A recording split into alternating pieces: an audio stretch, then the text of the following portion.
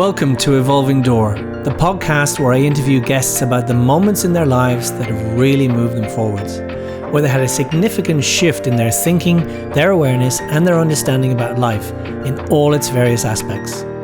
Join me and expect to be enlivened, enriched, and inspired on your personal journey of evolution.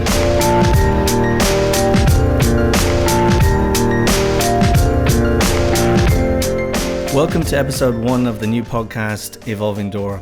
I'm really excited to have lots of amazing guests for you in this first series. There's going to be 12 in total. Some of them went on for much longer than I anticipated, but the conversations were really great. So there's going to be a part 1 and a part 2, which is the case also for this week's guest, which is Jahnavi Harrison. So this is part 1 that you're going to hear in a moment. Jahnavi has been born into a family of Bhakti yoga practitioners. She grew up around Bhaktivedanta Manor, which is one of the most significant spiritual landmarks in the UK. It's a beautiful house which was given to the Hare Krishna movement by George Harrison, and it's a really gorgeous place to grow up and to visit. She's a Grammy-nominated musician and singer. She sees her music and her art as a path of self-realization and service.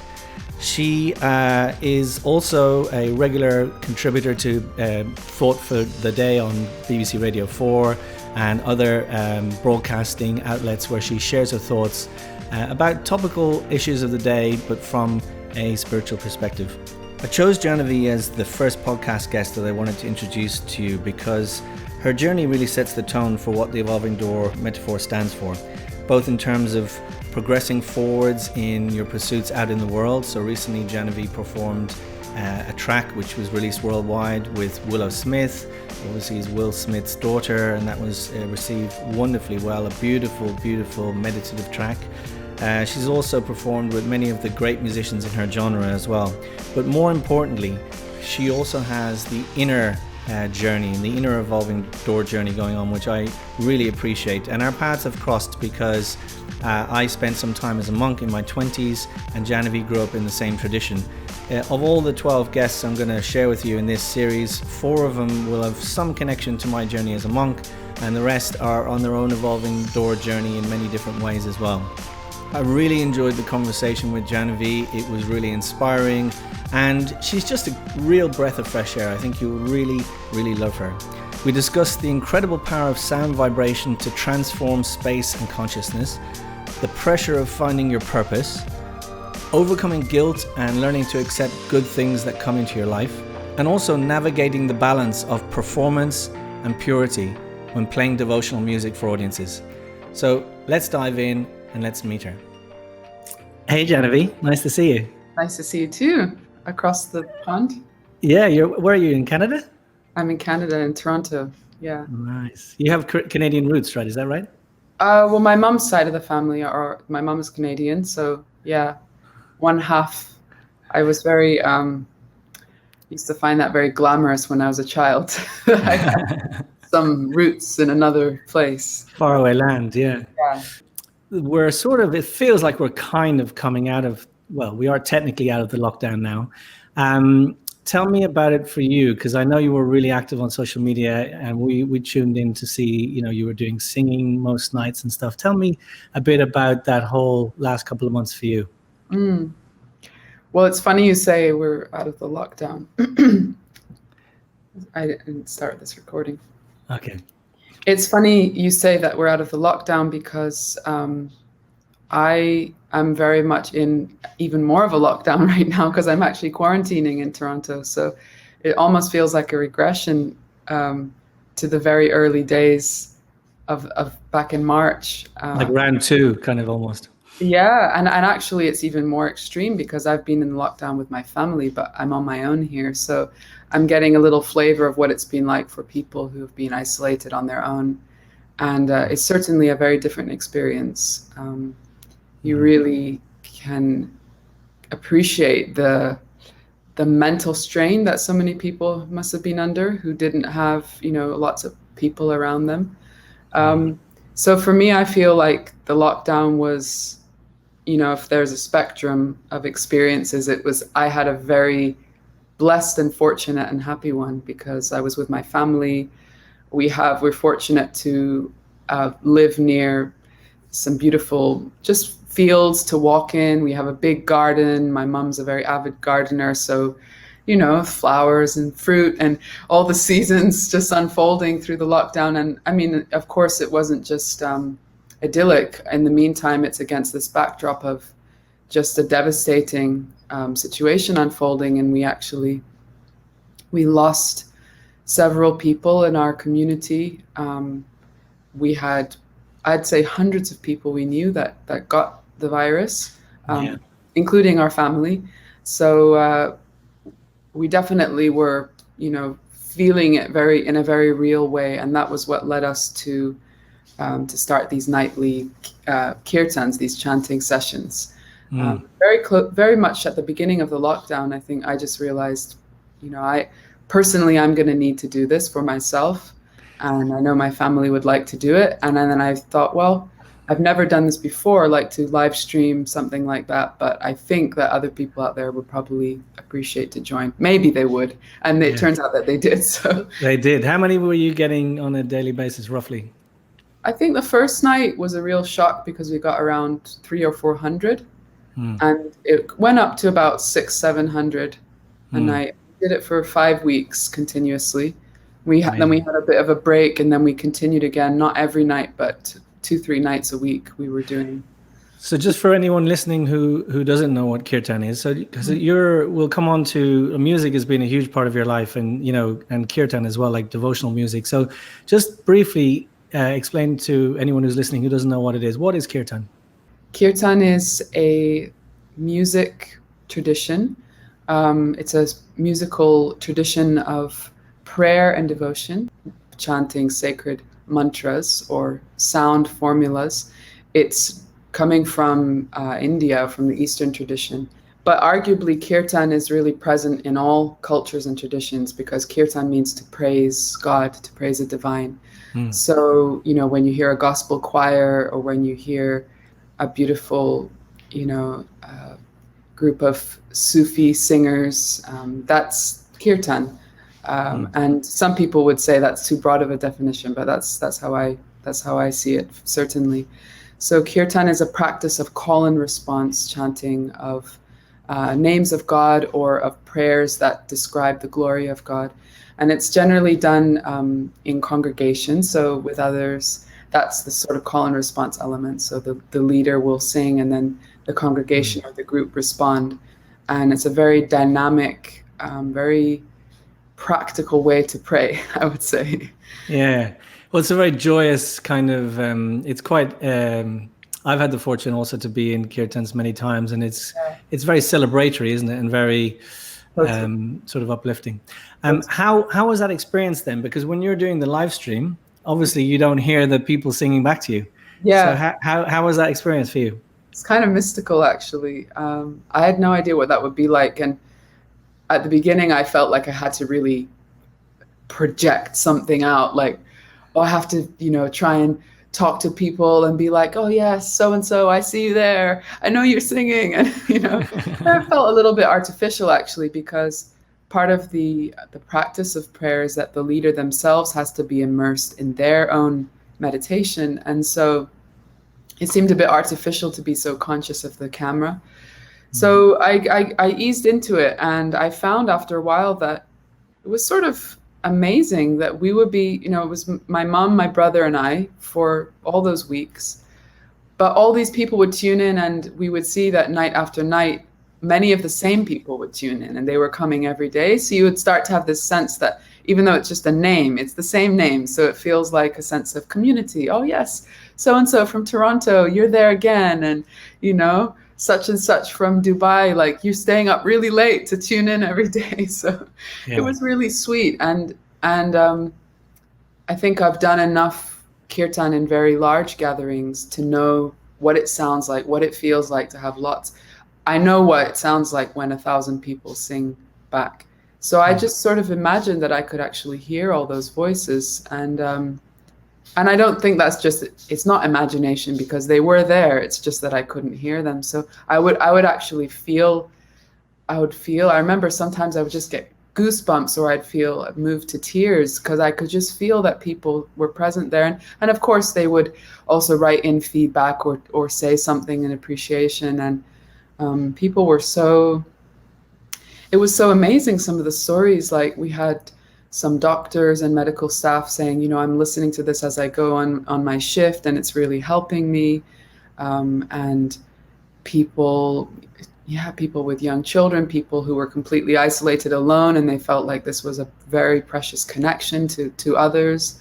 So it was a very moving experience. Yeah, I think the whole period was very magnified. I think, it's a bit like being under a magnifying glass or in a goldfish bowl, and we saw that then later when the Black Lives Matter incident, that whole movement, because the whole focus of the world was slowed down for once in God knows how long. Yeah. So it was very unusual. So did you, I guess when we tuned in a couple of times, I know my wife Tina was quite excited, the odd time she got the shout out from you. But I think it was a sense of connection, things like that, in a time where otherwise people felt quite, disconnected potentially because they couldn't meet people, right? Yeah, it was a sense of connection. I mean, not only connection, because I think, there was just a plethora of different ways that people were connecting. And of course, yeah. On the news, they were talking about, people's sort of Zoom parties. Lots of Zooming, yeah. Zoom dancing sessions and all of that. But I think what spoke to people was that it was a space for prayer at a time where I think, first of all, a lot of people, it's not that everyone that tuned in was a kirtan person or a practitioner of Bhakti Yoga, which is the tradition that kirtan comes from. Some people just knew of me or heard about it through other means and may not have had a dedicated space or time for prayer in their daily life. And I think, a relative of mine was saying that, she's not really inclined to religion or to pray, but during this time, she started to say something to God or some higher being. And I remember watching that on the news. Also, there was a report, I can't remember who he was, but he was sort of a representative of religious traditions in England. And he was saying, yes, we are seeing a rise of people just kind of inquiring and thinking about this. So I think it was powerful that it was a space for that was almost easier to participate in than usually, because people could just tune in, they could tune out if they don't like it, and no one can see them. Yeah, absolutely. It's interesting, isn't it?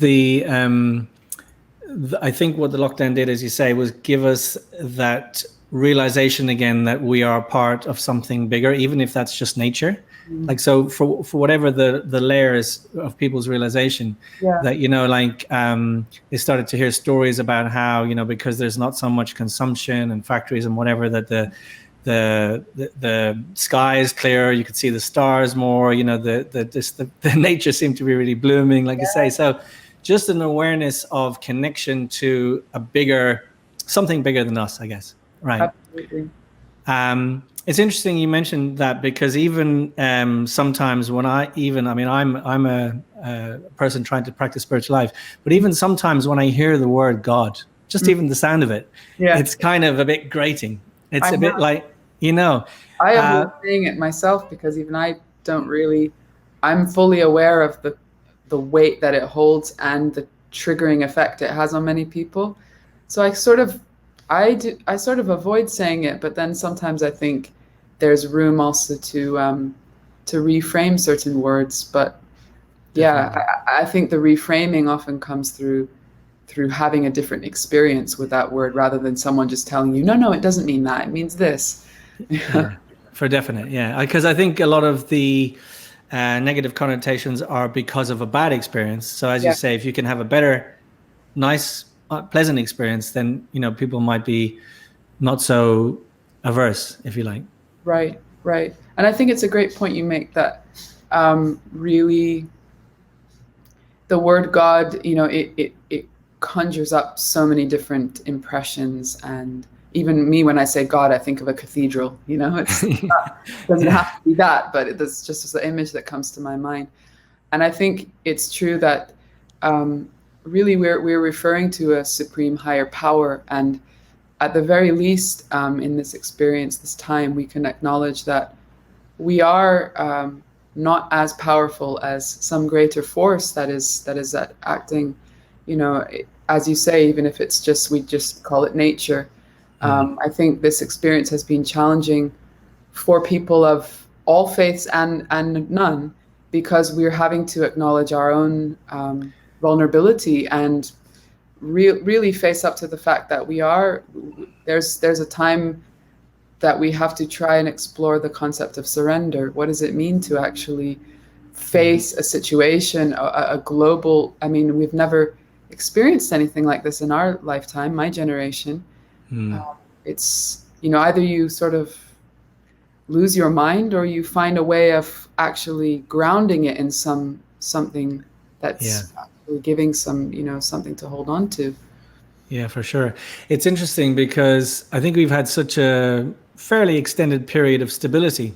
Although there have been conflicts in the world, they haven't been so close to home. And I think it's very easy to get into a sort of a false sense of security that everything is completely stable and everything is completely fine.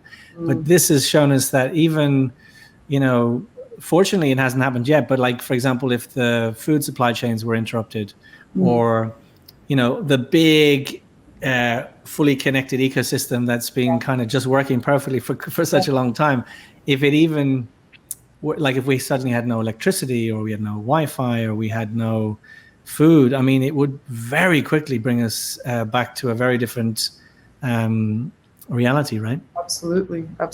And I mean, it's sort of escalated so much in today's times, like now we have apps where you could order your food to just be delivered. I mean, we had delivery before, but you had to actually like phone somebody. Now it's like you just use the app, and everything is available to be customized and delivered in a way that I want, and it's so enchanting, it's so charming to live in a world which just sort of obeys whatever you need or want in the moment, and to be confronted with the reality that's actually sort of illusory, like the world is sort of doing things that it wants to do. It's very confronting. And many of my friends, they were sort of scrambling to, let's, make little gardens and start planting some veggies. And people found it very empowering, actually, to realize it's actually not that hard.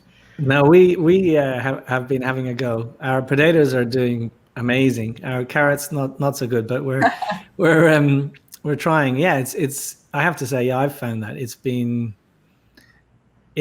I've found, as you said, very fortunately that it's felt like a gift the whole period.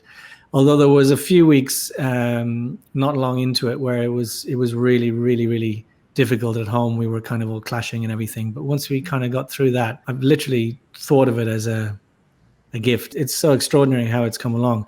As you say, it's funny how we always have to feel we have to. I suppose it's good to qualify. We always feel guilty that we've had such a fantastic time, but obviously others have suffered incredibly. Right. But yeah. It's hard to it's hard to just accept the gift of whatever you have. If you have had a good experience, it is difficult to accept that in the face of seeing so many who have suffered. But I've been acknowledging that throughout the lockdown, and I've sort of moved through a little bit of that, because initially I felt like, oh God, how could I even enjoy this? This is just wrong. It's because I'm an introvert, and for me, like, the prospect of months ahead where I don't have to go anywhere or be too social, I'm like, oh, thank you. But and also I'm just by the nature of the work that I do, apart from doing things like concerts and bigger things, I mean, I have missed that, but I'm also a writer and an artist, and it's the nature of those things. It requires some, contemplative solitude. And so it's been helpful, but seeing the real diverse range of experiences, I've realized that whatever you experience, that's okay. That was your experience, and it is very, very broad. Some people have just struggled so much. But there's every sort of permutation in Shade, if you like. yeah, Yeah. yeah. Yeah, for sure. So tell me a bit about music, because music is probably one of the bigger things in your life, at least from looking from the outside. Yeah. How did you or how did music grow in your life? Like, how did it start and how did it kind of develop? I like the wording of that question. How did it grow in your life? Because it very Yeah. much was like growing. Yeah, it was never not there, but it wasn't always there in the same way. And I mean, I was born into a tradition. My parents were practicing bhakti yoga, so both of them were seekers. My father came from a Christian background, my mother from a Jewish background, but both of them were seeking deeper answers, and they were attracted to Eastern philosophy and yoga. And they both made a decision when they were quite young to join the same movement, but in different countries. Um, so this is the Krishna consciousness movement, or the Hare Krishna movement, and they really, the core practice of that spiritual path is this congregational singing or chanting. And so I was born into that tradition where singing was a part of everyday life. And not only that, but my parents are just musical people anyway.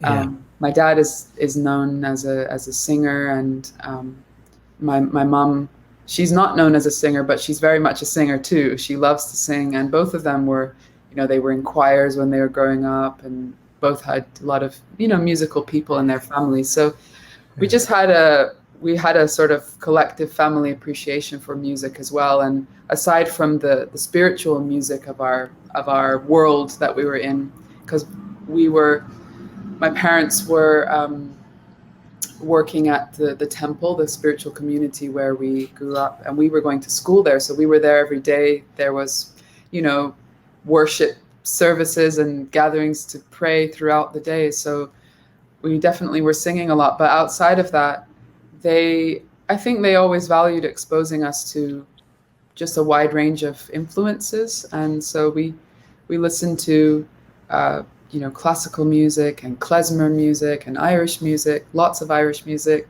and the Beatles and Carole King. And I think I always wanted to play a musical instrument, or I was very attracted to that.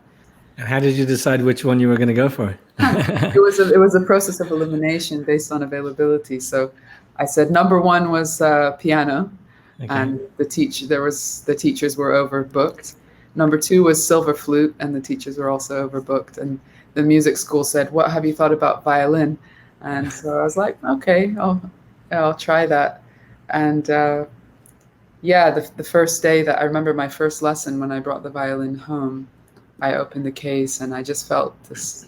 I mean, it was just absolutely thrilling, and I took it out and I just moved the bow back and forth over the strings, like doodle, doodle, doodle, doodle. It's quite tricky before you started learning, right? It's quite hard to get a good sound, isn't it?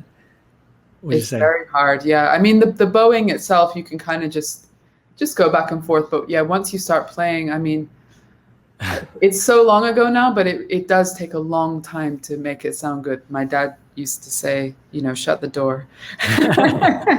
And, the typical, it sounds like a dying cat and all of that. But yeah, for me, it was absolutely enchanting. I just felt so captivated to play an instrument. And it was also, although I sung collectively with our, in school and in the temple, I didn't really sing as I do now. I was quite shy. So the violin for me was like a voice. At a certain point, I think Western classical music was losing its shine. It was losing its appeal for me, because I was just like, I think many people that learn musical instruments, you play with your music teacher in your lesson. You might play at home, or you must play at home when you practice, but you might not have another outlet to actually plug that music in with, in context with other people. Was it, you mean in terms of maybe playing a bit more creatively or expressively rather than just learning tunes, do you mean? Yeah, there was that. I mean, I loved making up my own tunes at the time, and I didn't actually like reading music. I liked to compose things and learn by ear. So my teacher was really lovely. She would facilitate that for me. She encouraged me to write my own tunes and taught me how to write them out. And um, I would take, the exam piece and I would want to play it in a different style or play it differently. And she would let me do that, but then she'd be like, yeah, but you have to play it this way for the exam. Yeah. So there was that. And I did feel like I was nurtured in that way, but I think it was more just about playing with other people, actually. I never joined an orchestra. I was just a bit shy. Somebody said, oh, why don't you ever play your violin in the kirtan, in the chanting session? And I was like, well, I don't know how to do that. But they were like, oh, just, why don't you just try? Around that time, I also, I decided to make a switch to studying classical Indian music. So I'd studied classical Indian dance from a young age, and that also was a big musical influence because the music and dance of that tradition are very much intertwined. So one day we were in Wembley. For anyone that doesn't know, it's really like a little India, and on Ealing Road. We went into this shop, and there was this little bin by the doorway, and it said free, like you can just take whatever's in there. So there was lots of cassette tapes, and I just rummaged through, and I saw a cassette tape of what I now know is he's one of the most famous violin players of South India, of the Carnatic music tradition, Lal Gudi Jayaraman. So, but I'd never seen someone playing Indian violin and in this style, like it's held in a different way. So I was like, wow, what is this? I put it in the cassette player in the car on the way home, and I was just immediately just captivated. And it just happened that it's like one of those sort of serendipitous things that just a short time after I went into the violin shop where I would go to just get new strings and stuff sometimes, and I saw an ad on the board for a violin teacher of this tradition, and when I met him, or when I called him up, I found out that the player on the cassette, that was his teacher. That was his amazing. Yeah. So I decided to make that transition, and I say all that to say that this tradition is very much about using the ear. It's not really so much about notated music, and it really the violin is tuned differently, and it brings you into a space where you really get trained to also improvise. So I was sort of making that transition, and then coming into playing also within these congregational gatherings, and it just brought music alive for me in a way that I think it hadn't been before, because it wasn't interacting with other people. It wasn't playing alongside other things. Yeah. That was wonderful. Because when you have many instruments together, it's that classic thing, isn't it, of the sum being greater than the sum of the parts, the whole being greater than the sum of the parts. Something else kind of takes life, doesn't it? And it's interesting too, as a musician. I mean, I'm no real musician, but I would play the guitar a little bit. And if you don't play with other people, even harmonium, I find it hard to get the timing right. So you're sort of playing in your own way, but once you have to play with other people, then you really have to all kind of get in sync, don't you, to some extent? Absolutely. Yeah, it teaches you to listen. I mean, it's a cliche, but music is really a language, and when you converse in that context, you have to learn how to listen and learn when it's the right time to say something, and when actually saying something is not required. And it's commonly, it's commonly spoken of in that way, and it could seem like just sort of like a metaphor, but it really, when you get into it, that's really the feeling, that's the experience. So it's pretty vital. And I actually, when I first started playing violin with the kirtan, people said, oh, here, have a microphone. And I said, I really don't want to, because I just wanted to get comfortable with being able to play. And so for about a year, I would go and play, but without a microphone. So no one could really hear what I was playing. I would just put my ear next to it and just getting comfortable with, you know, what to do and how to make it sound like something that was adding something. Yeah. What would you say, if you could, that music has taught you? You know, obviously it's a very enjoyable experience and creative, and you can do it as part of this kind of kirtan and stuff. But Mm. is there something that you feel you might have learned from having music or taking the journey with music in your life? I think music has taught me, I don't want to say taught as if it's like a finite thing and I've already learned it, but it's teaching me to listen, to be a listener. And musicians often say that silence is so important in music. Silence is what actually makes the sound itself, framed in the right way that has the right impact. So it's taught me to listen, and that filters out into other areas of my life. And it's also taught me the importance of being expressive, of using one's voice and where that voice is actually emanating from. It's a very tangible experience in music and maybe, in so many other artistic disciplines and just in speech itself. When you're not being sincere, I feel it's a very tangible feeling, the difference. So it's something I feel can be sensed, it can be heard. And so there's a really, music teaches me to try to dig down into that place of sincerity and truth and to find a way of expressing that. And again, I find that carries into other areas of my life. So I feel extremely grateful for it. Yeah, that's a fascinating point. There's a friend of mine who I've also interviewed for the podcast. His name is Glenn Hansard. Mm-hmm. He's a musician, and he has expressed something similar, that it's sometimes the distance between the notes, that silent bit, that is also saying something.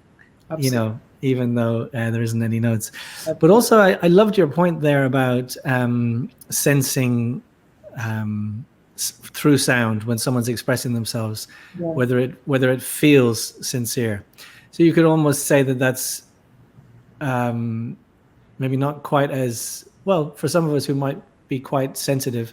It's almost like it sounds out of tune. You could argue in that, to use that analogy, something just it just doesn't quite feel right. But when it does feel genuine, it's just perfect, feels perfectly in synergy, or in tune, if you like.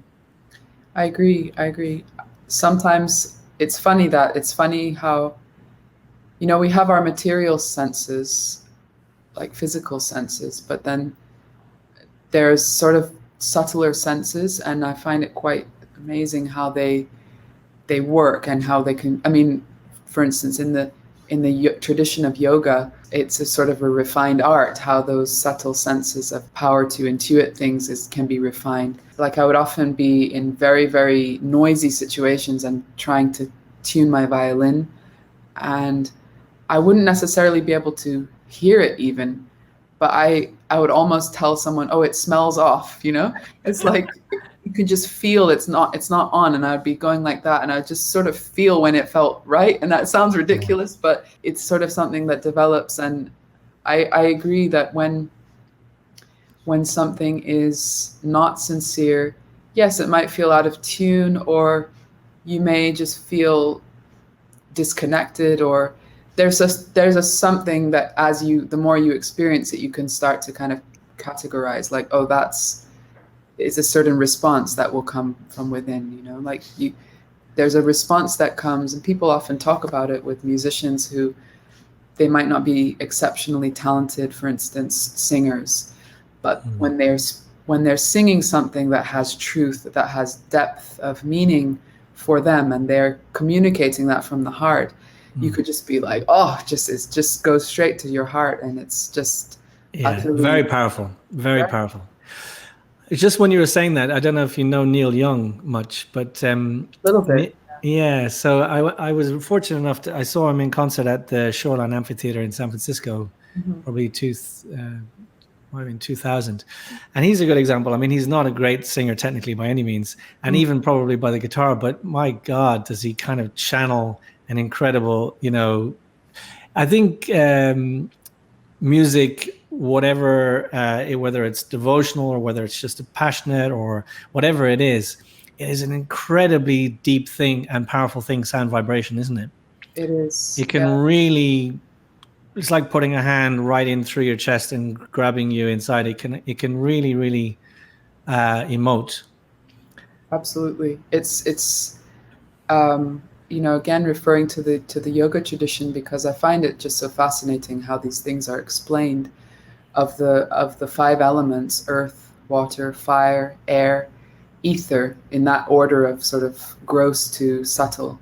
Ether, which is represented by sound, because if there's no space, then the sound is not going to, you're not going to experience the sound. Ether, that sound is the subtlest element, and so it has the power to penetrate at the greatest rapidity, greatest depth. And I really feel that can be experienced so powerfully. And it's just amazing how sound transforms space. It transforms consciousness. Like, I find sometimes because I travel a lot, so say if I come into a space that's, it's an unfamiliar space, I can make that space feel like home within a moment by playing some music that immediately it brings me into that space. That sound itself carries that feeling of home. And there's so much one can say about it, and there's so much research done into the power of sound. But I personally find it to be a source of real shelter and solace in my life. Yeah. And interestingly, we've known each other for a fairly long time, and I've sort of been observing how your path has been unfolding, and more recently, very much a lot of new people will come across you because you've sort of, I guess, broken through to wider audiences. I'd just love you to share a little bit about, so, there's obviously that classic thing people talk about, an overnight success, when people maybe in the more mainstream start hearing about someone and friends start telling you whatever, and it's like, oh, who is this person who's just appeared, if you like? Yeah. And especially, when it gets into real popular culture, like, you recently did the song with Willow Smith, which is, a whole new world, if you like, a certain sort of elevated world, if you like, to be mixing in. Yeah. And then obviously you've, friends with Russell Brand, who's quite interested in, all of the Bhakti Yoga and Kirtan and all of these topics. Mm-hmm. Talk to us about sort of the 8 or 10 years leading up to that, if you like. You've been touring on the road, you've been probably playing in, little gigs all over the place, and probably working pretty hard, and sort of kind of, I guess, there may have been moments during that time. I'd love you to share a little bit about where, did you have self-doubts? Am I on the right path? Every day. Because another thing that is in amongst a lot of young people, and I guess people in general now, is this idea of my purpose. It's such in a way, it's almost like this huge pressure on a lot of people. And I just wondered if that kind of idea weighs on your mind. And as you were going through those 8 years, just bring us a little bit on that journey with you through some of that time, and then into the recent times where things have been kind of flourishing. Yeah. I'm amazed at where I'm at today. Not amazed in the sense that I think, oh, this is a success. Of course it's wonderful to have a broader recognition. It's nice to be able to share something that means so much to me. But I think what I talk about as amazing is more that the clarity has emerged over time of what I feel to be my purpose, because I definitely felt the pressure of that. I think, as all young people do, but it seems to be exacerbated particularly over this last decade, as social media becomes more and more the way that we filter through our lives and compare our lives to others. And but I remember, and I was saying this to Russell Brand on his podcast the other day, I just remembered myself on the school bus. So I eventually left the Temple School after the primary school years, and I started in secondary school, which was a complete culture shock to go from this little bubble of people that all, believed in the same things as me, and were all vegetarian, and never really had to work very hard to explain myself or where I'd come from very much, and to enter this world of also just pop culture. Like, I wasn't so savvy with pop music and street smart. You were. Yeah, I was we were just kind of involved with a different kind of culture. It's not that we weren't broadly exposed to loads of different things, but in terms of like the particular culture of teenage girls that at the time I wasn't so in step. And so it was pretty hard.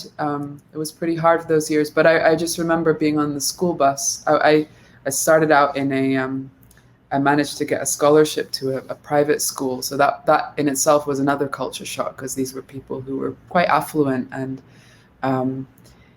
I was trying to find my sense of identity and place within that. And I remember being on the bus and I would write these lists of things that I might want to be when I grow up. And there was like 3 columns of different things. Most of them, I'd say, were basically within the realm of art and creativity.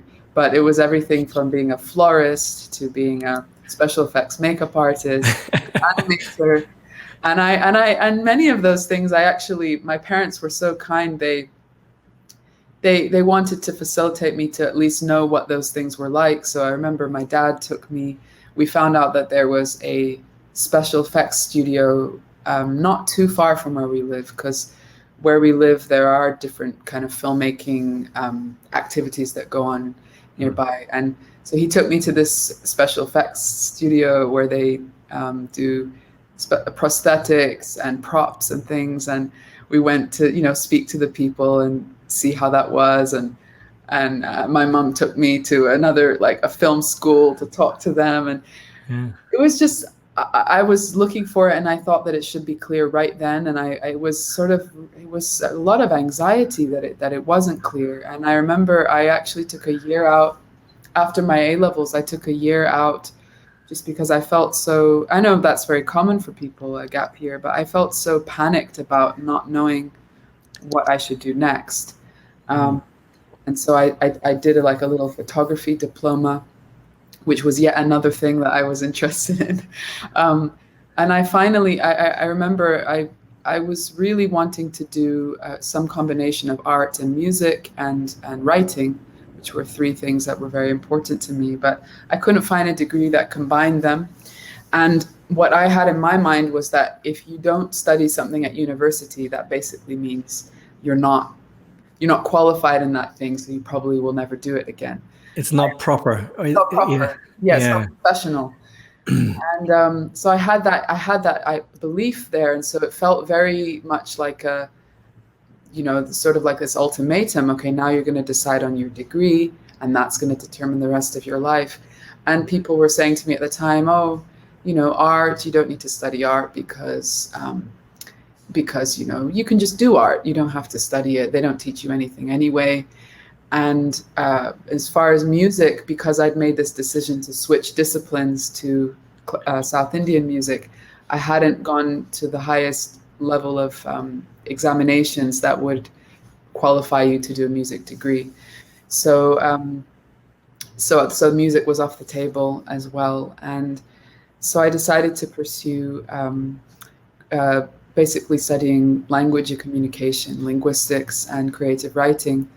And it was something I was also very much interested in, but basically I thought that now music, art, dance, these things are, although I continue to pursue them on the side, I thought, well, these things are never going to be what I do, like what I do in the world, in my life. Yeah. It's also, go on, sorry, just finish on that. Yeah. I mean, I remember in the first year of my degree, it just so happened that the campus that I was on was sort of like humanities plus drama plus music. And the music, there was a building that was just for the music degrees, and you had to pass by it on the way to the car park. So I would always pass by this block, and I would sort of often just pause and stand and listen to the music that was being played, and I would just feel like this sense of longing, or like, I wish I could be in that building, or I wish that I had, been able to do that. But I sort of just resigned myself to the fact that that's not the path. That's not my future. Sounds like, I mean, the challenge a lot of times with creative subjects or paths, Yeah.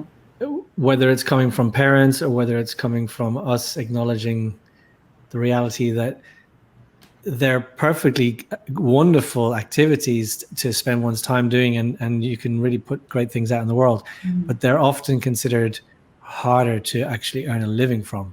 Absolutely. You know what I mean? So that's always a big tension. But that sounds like if you were to transport yourself back to that spot, now luckily we're talking from the future and we know everything's worked out brilliantly, but it must have been, how did you feel? I mean, just for a moment, you're whatever age, and essentially you've kind of had to give up on the dream a little bit. How did it feel? I think I felt, I mean, I was still studying creative writing, so there was creativity for me in that, and I was reading and writing a lot, obviously. So that was stimulating and fulfilling. But I think what happened was not so much that I believed I'd given up on the dream, because I wasn't exactly clear what the dream was. I think if I'd been more clear about it, then I would have been more like, oh, I can't believe I had to give this up. But I think gradually there was just a sense that I actually can't envision my future. I don't know what my future, what I'd even want it to look like, because those elements that gave me so much color and life and joy and beauty were sort of gradually being sidelined, and I didn't have a notion that they could play any part in the future. So yeah, I mean, it wasn't an unhappy time. It was definitely a time when I also started to, in the summer times, because we know university students get an obscene amount of time off in the summer. Yeah. I started to travel, and I embarked on these tours, these bus tours, which was sort of like a traveling summer camp with other people from my faith tradition. And that was an incredible experience for me, because we would travel to all different cities over North America and Canada and put on this evening of dance, drama, and music. And so, ironically, at the moment where I'd sort of put that aside, I found that all of a sudden my love for dance, for drama, for music, suddenly had a place and a relevance amongst all these people that were of my age, and we were doing something exciting out on the road, and I had a chance to be part of a traveling performing group, just for the summer. But that experience caught me, and I did it every summer that I was studying at uni. I did that, and I think it kind of kept me going. I would think, okay, I've just to prove to myself that I can finish something out well. I will finish the degree. But it was sort of like, it sort of kept watering this plant of, maybe I could do this in some way. Yeah. So was that where you met people like Goravani and some of these other musicians, Bhakti musicians?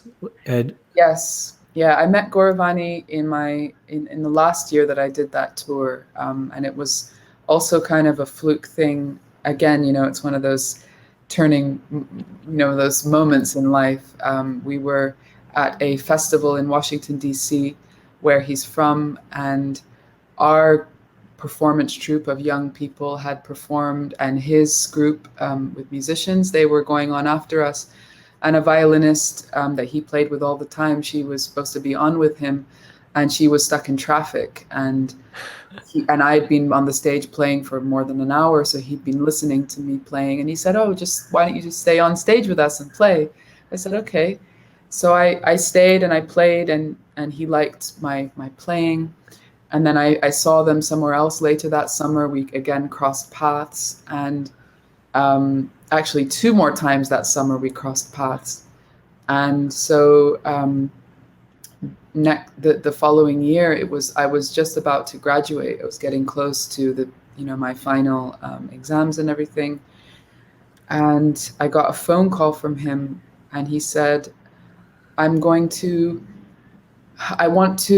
create a sort of mantra music tour, like a 2.5 month tour across North America. And we're going to perform at music festivals, at yoga studios, places like Burning Man out in Nevada desert. Wow. And do you want to come? Do you want to be one of the musicians? And I was like, literally up to that point, I'd been thinking about the end of my degree, and everyone was saying, what are you going to do next? And I thought about doing journalism. I went to the journalism open evening, and I was like, I just don't think I have the passion to compete against other people that want to be journalists.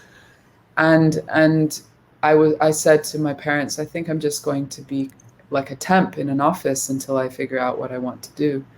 But I didn't. I thought, I don't know if I'm ever going to know that. And so when he said that, it was like something falls from the sky into your lap. I was like, yes, sure. Sure. Well, it kind of decided for you in a way, something like that came along, and it was a call to run away with the circus, and it was irresistible. But I completed my degree, and I did well to my surprise as well. But I missed my graduation and everything. That was no longer something I was interested in. I just wanted to dive in. I guess that was the beginnings of where you're performing with other musicians and to bigger audiences and diverse audiences. Yeah. And so what I wanted to talk about, there's been a kind of a renaissance, if you like, in kirtan or mantra meditation and kirtan, devotional kind of music. I wanted to ask you about the idea of presentation and purity. Those two forces or two aspects to it, because when you're presenting something to a bigger, wider audience, there is definitely an element of translation and, the way in which you explain it to people, which is more relevant to the modern times and how they can understand it. And so like we talked earlier, like we may have always said Krishna consciousness in the past, and now we might say Bhakti tradition or things like that. So that is important for sure. But then there's also that understanding that there needs to be a kind of a substance or a grounded rootedness in the music too. It's not just a performance, if you like. Right. So would you like to share some thoughts on those two aspects, presentation and also maybe how you may have a viewpoint on them now, but has there been a bit of a journey for you around those two things and how you've navigated it? Well, to the last point, I would say yes, definitely. It's been a journey, and although I grew up, as I said, I studied dance, and I haven't really spoken much about that, but that was actually usually my main outlet for performance. And as I said, I didn't really perform music when I was younger. I just played. So dance was a context that I was accustomed to performing, to being on a stage, but music wasn't. And this particular genre of music, kirtan, it's prayer. It's a type of prayer. And so the concept is that you shouldn't be trying to put on a show. That there very much has to be an authenticity to the performer, so to speak, coming from a state of prayer themselves as they engage in that. So as we started to do this tour, it was a really radical experience for me, because it was the first time that I was really exposed in my life to people in a more mainstream world who were interested in mantras, who were interested in chanting and yoga. And it's not that kirtan wasn't already taking off, but we embarked on this tour, I think, in a particular moment where it was really swelling. And that said, it was in North America, where there's always been, they sort of started earlier than other places in the Western world in terms of people's interest in yoga. And also just the nature of America is sort of like when people get into something, they tend to want to do it big and do it, So it was, we were coming to these different yoga studios and festivals where I was seeing so many people really invested in the experience and eager to have that experience, yet perhaps not having that much of a background with the culture, with the tradition. So there was always that understanding that we need to both sort of, I hesitate to say entertain, because I don't think we were trying to entertain as a means of attracting people to experience and engage with this traditional practice, but also it was of prime importance to us that we present something authentic for us, and that people could experience the authentic tradition also. And I'd say it's a fine line to kind of hold the tension between those two things, because of course, when you are in a state of prayer or meditation, entertainment and awareness of someone else looking or watching, it seems like it shouldn't really have a place in that. I'd grown up hearing that this tradition was something sacred and pure, and that there should never be an element of performance. And so there was almost a fear around creating a context of performance for it. And yet I'd grown up learning art forms which were very appropriate to perform. It was both an experience of sort of going outside my own notions of what was appropriate and what was correct as to what I'd been taught, and also a very empowering experience of engaging my ability to perform. So I also at that time, believe it or not, I didn't really even sing very much at that time. I just came on board as a violinist, and they knew that I had also been a dancer. So I would play the violin, and then I would also get up and dance, and sometimes sort of do sort of a dramatic dance enactment of storytelling that we were doing. Nice. And for me, that was really empowering to suddenly have a context with which to present this. But over time, I think I started to feel at times also a little weary of the performance setting for this practice. And I think particularly so, for instance, being on the road, it is an experience that doesn't always allow you to have the most groundedness or routine. Can be quite grueling, right? Can be quite grueling. I mean, I was like 22, 23, and so it's not like you don't have energy and stamina, but even then, it is very tiring. And I think at that time, it had also been a time of awakening for me in my more personal practice. So within the tradition that I follow, there is this collective prayer, collective worship, but also individual worship, where we recite the mantras in a quiet way and just a sort of a personal dialogue with the divine. And I'd embarked more seriously on pursuing that practice. But ideally, you're meant to do it in the morning in a quiet time, where you can just be contemplative.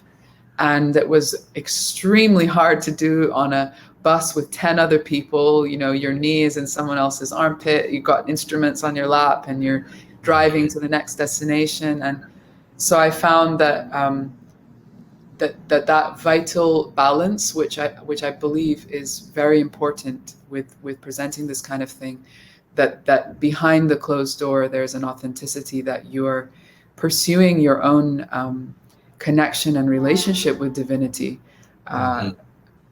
That was very much more challenging to maintain and to engage in when on this sort of grueling schedule of day after day, going into these contexts and really performing. And it's not that there wasn't a sincere intent to that performance, but it could start to feel shallow if there wasn't that depth of substance behind it, from your practice off stage, so to speak.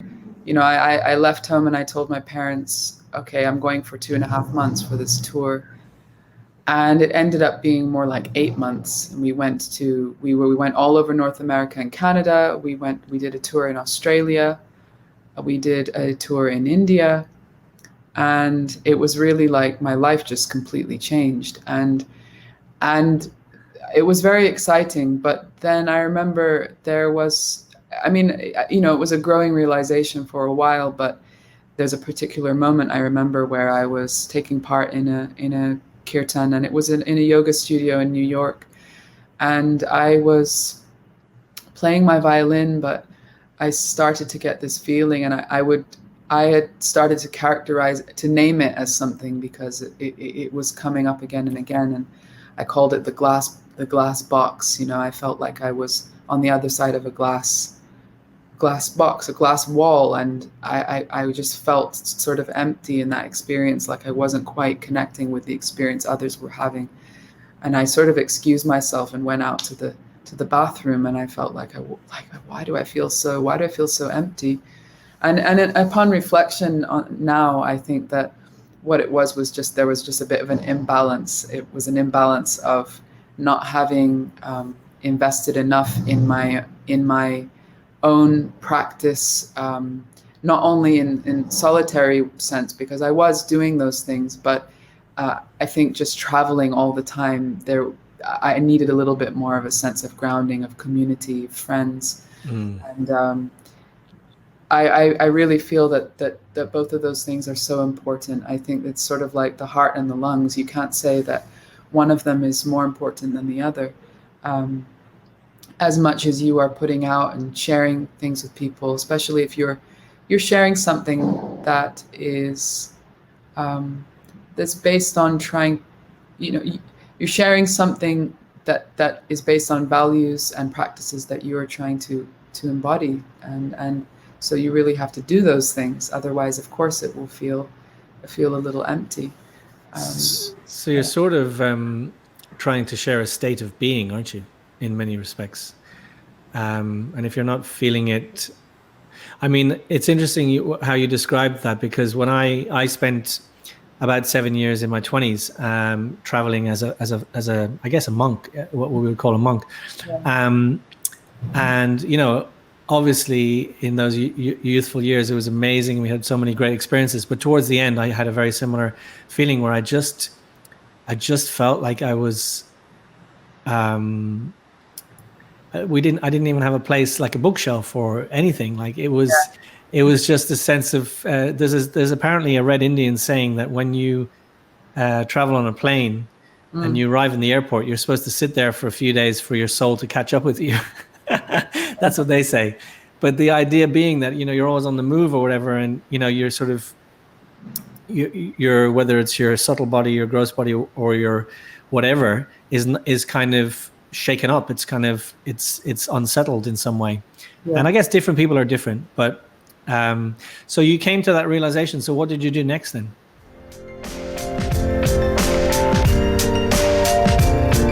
Wow, that was such a great conversation. I really enjoyed speaking to Jahnavi. Make sure to download the trailer, as I said, if you haven't listened to it already, and definitely part 2 of this interview. I know you're going to love it, to try and find out what did Jahnavi do next. And believe you me, it wasn't all plain sailing just yet. There's still some real twists and turns to the story.